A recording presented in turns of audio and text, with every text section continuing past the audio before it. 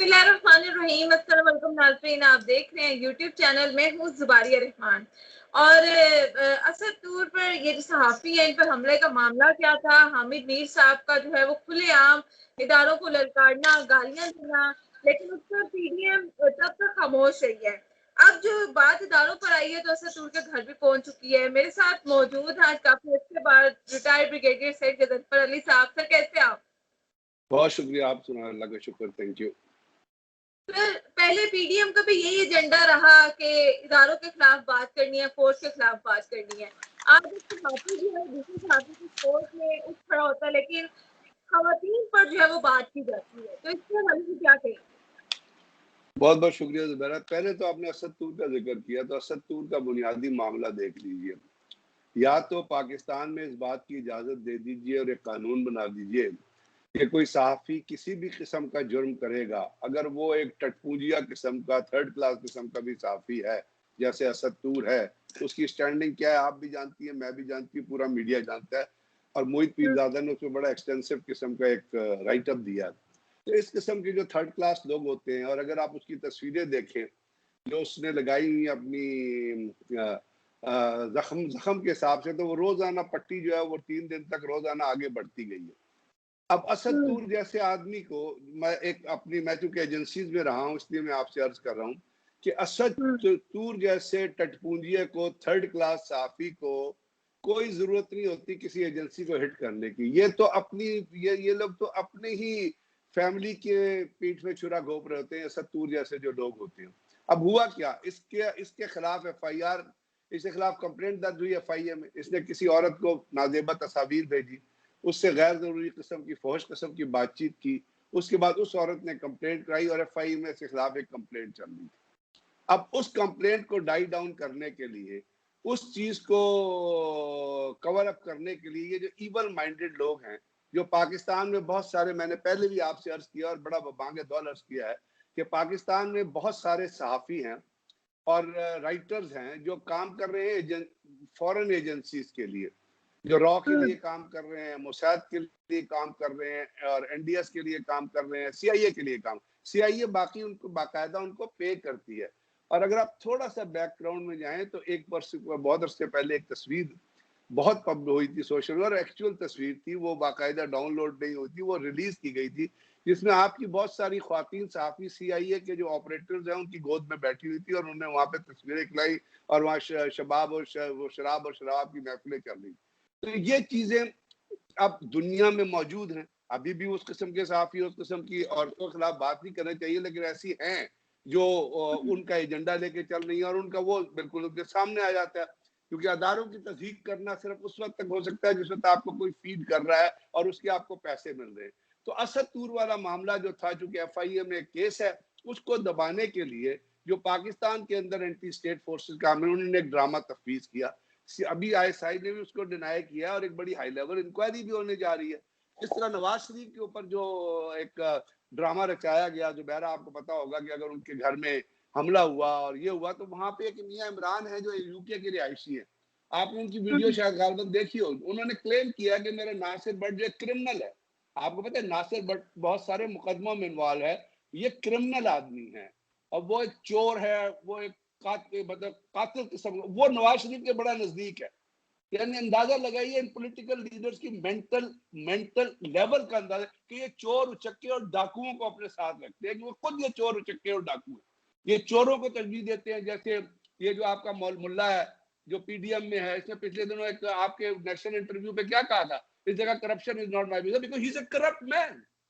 वो मॉरली भी करप्ट है, फिजिकली भी करप्ट आदमी है, इंतहाई नत्ते, जो मस्जिदों के चंदे खाते हैं ना, उससे बड़ी करप्शन कोई नहीं हो सकती। तो ये मेंटली करप्ट है, इंटेलेक्चुअली करप्ट है, फिजिकली करप्ट लोग हैं और इसको ये खुद ही कहते हैं, हम नहीं कहते, खुद ही इंडिकेट कर दे। अब इसको बढ़ाया गया, इसको इससे हामिद मीर के ऊपर आपको पता है कि हामिद मीर ने एक ड्रामा रचाया था और उसके भाई ने एक लेटर लिख दिया था और उसके ऊपर गोलियां लगी और फिर वो ठीक हो गया और टांग में गोलियां लगी। भाई अगर कोई प्रोफेशनल एजेंसी काम करेगी जुबैरा, आप इतना तो आप भी जानती होंगी, तो प्रोफेशनल एजेंसी काम करेगी, टांग में गोली तो नहीं मारेगी ना, वो अपने लिए मुकदमा तो नहीं, वो कहेगी, वो तो फिर कहेगी जी इस एविडेंस को खत्म ही कर दो, जैसे मोसाद करती है, जैसे CIA करती है, जैसे फॉल्स फ्लैग ऑपरेशन होते हैं, जैसे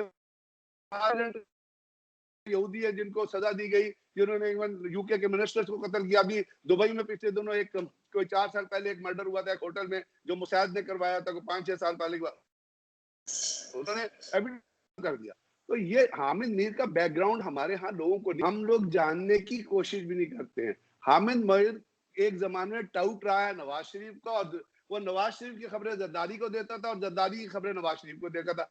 ही बिलोंग्स टू अ वेरी मतलब बहुत हमारी तरह की एक मतलब मिडिल क्लास फैमिली से ताल्लुक रहता है, जो मोटरसाइकिल होता था इसके बाद वो दौड़ के ये अपना स्टार्ट भी नहीं होता था, उसमें किक भी नहीं हुआ करती थी, जिस जमाने में कॉलेज में पढ़ा करता था और लाहौर में ये रहता था।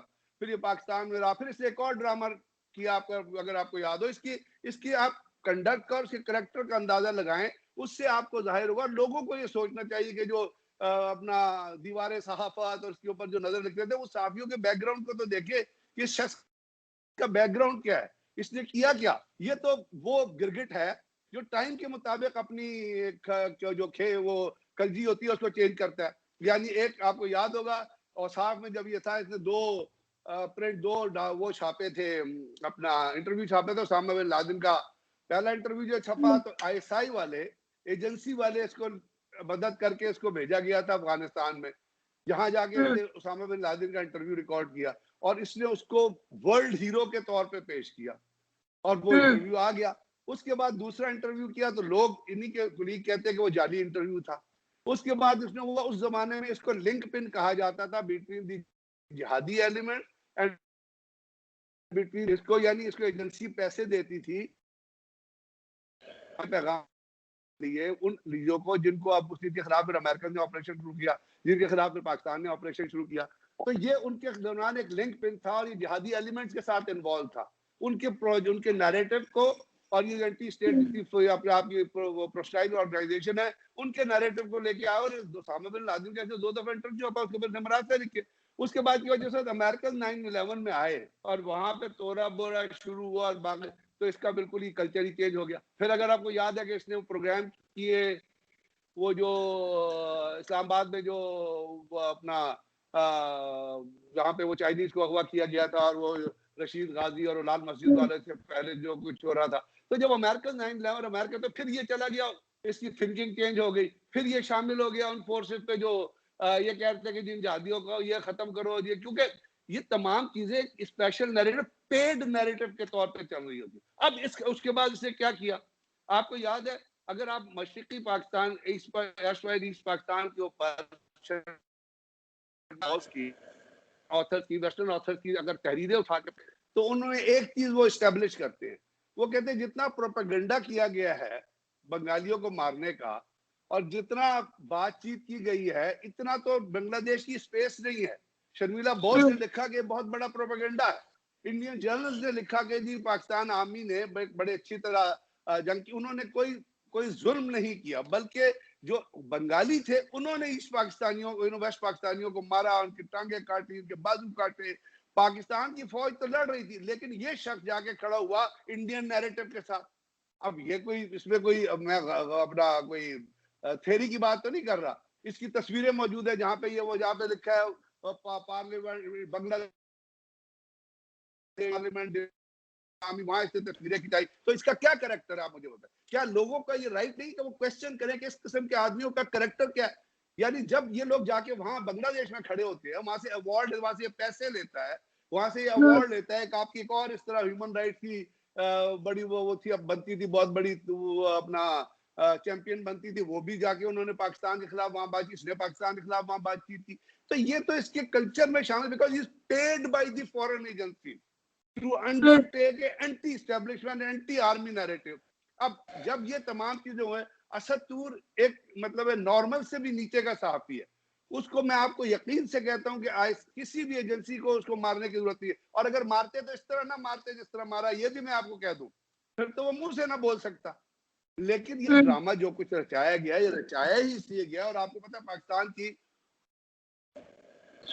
अब उसमें देखिए, आप तो कह रही है कि जी वहां पे ये वो पहुंच गया, वो जो एक उसका नाम लेना भी मुझे जबान नापाक होती है, वो जो पीडीएम का वो चेयरमैन, वो पहुंच गया। फिर शहबाज शरीफ साहब जो कल तक बात कर रहे थे, यानी करेक्टर की डुप्लिसिटी देखे, करेक्टर का फेलियर देखे, करेक्टर के अंदर जो इनके किरदार के अंदर जो वो है ना मक्कारी, इनके किरदार के अंदर जो मुनाफिकत है वो मुनाफिकत देखे।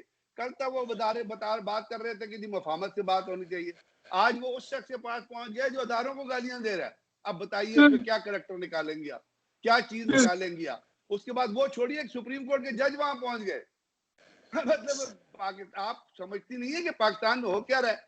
एक जज साहब वहां पे पहुंच गए जिनको ग्रीवेंसेस है अदारों के खिलाफ, वो भी वहां पहुंच गए। भाई उनका कौन, देखिए जस्टिस ए आर कैनी को उठा के पढ़े, आप जस्टिस भगवंत दास को देखिए, दुर्राब पटेल को देखिए, इस किस्म के लोग पाकिस्तान के अंदर रहे हैं, तो वो क्या वो पब्लिक में नजर आते थे? ऐसे कंसंट्रेटिव इशू के ऊपर किसी को जाना चाहिए, खासतौर पे एक ऐसा शख्स जिसने फैसले देने। तो ये तमाम का तमाम एक प्रोपागेंडा है जो एंटी पाकिस्तान फोर्सेस ने पाकिस्तान के अदारों को बदनाम करने के लिए। और साफ जाहिर है दुनिया की नजरों में जब आईएसआई खटकती है और अमेरिकन ये कहते हैं कि पाकिस्तान के अंदर कि पाकिस्तान को किसी ने बचाया है, तो पाकिस्तान की आईएसआई है जिसने इतनी बड़ी दहशतगर्दी के खिलाफ रंग लगी, और जो अमेरिकन का एक नैरेटिव था कि पाकिस्तान के अंदर हम दहशतगर्दी शुरू करवाएंगे, ये हमेशा डिस्टेबलाइज रहेगा, दहशतगर्दी को कंट्रोल नहीं कर सकेगा पाकिस्तान आर्मी ने अल्हम्दुलिल्लाह सिंगल हैंडेडली और आईएसआई ने और एमआई ने सिंगल हैंडेडली दुश्मन की तमाम साजिशों का।